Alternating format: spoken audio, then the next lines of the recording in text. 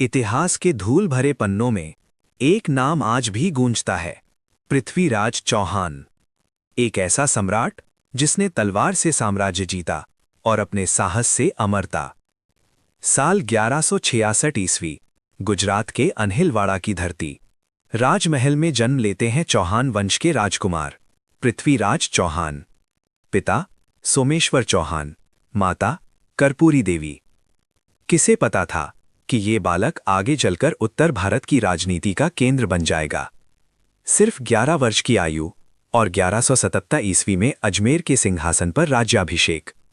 इतनी कम उम्र पर साहस इतना प्रखर कि दुश्मन भी नाम सुनकर सतर्क हो जाते थे। युवा होते होते उन्होंने अपने शौर्य से सीमाएं तोड़ दीं, दिल्ली तक अपना परचम लहराया, राय पिथौरा किले का निर्माण करवाया, जो आज भी उनकी वीरता की गवाही देता है।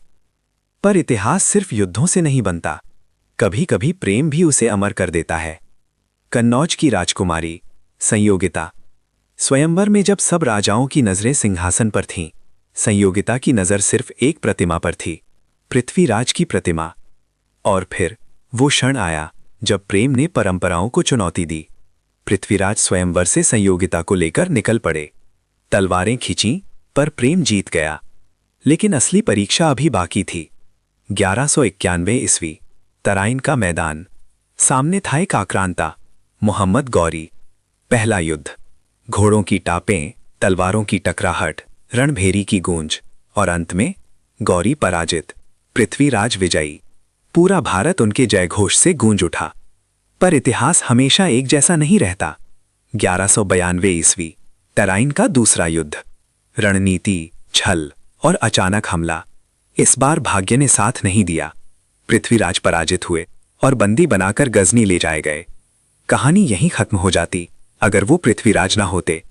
लोक कथाएं कहती हैं, अंधा कर दिए जाने के बाद भी उनकी प्रतिभा जीवित थी।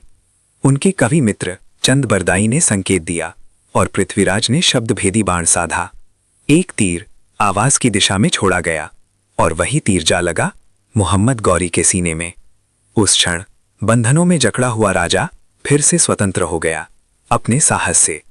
इसके बाद उन्होंने स्वयं वीर गति को स्वीकार किया। इतिहास में कुछ नाम राज करते हैं और कुछ नाम अमर हो जाते हैं। पृथ्वीराज चौहान सिर्फ एक राजा नहीं, बल्कि शौर्य, प्रेम और स्वाभिमान की मिसाल। आज भी जब वीरता की बात होती है तो तराइन का मैदान गूंज उठता है। जय पृथ्वीराज। अगर आप इस कहानी को सुन रहे हैं तो याद रखिए, सच्चा वीर हार से नहीं मरता, वो अपने साहस से अमर हो जाता है।